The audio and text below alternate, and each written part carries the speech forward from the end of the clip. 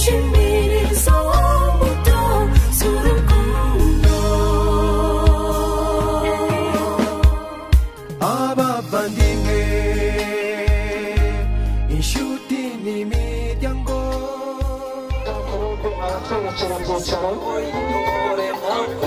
abatwerekera ibyicaro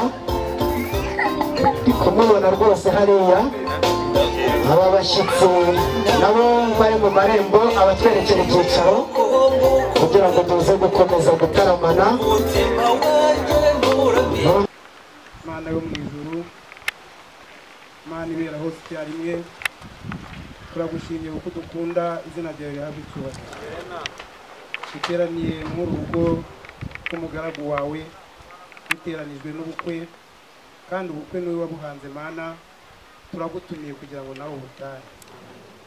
Abaravuga amagambo y'imisango, abaratanga ibyo gufungura, ndetse umuntu wese uragira uruhare muri buno bukwe ashorerwe nawe.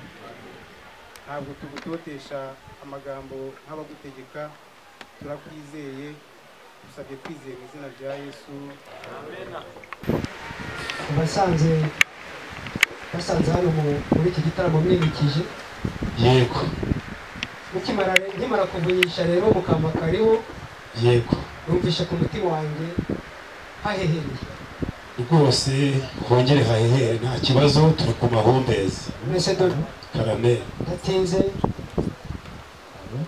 uvuge ko nishimye, yego, kandi nkaba nshimishijwe n'umuryango wawe, yego. wamakanya se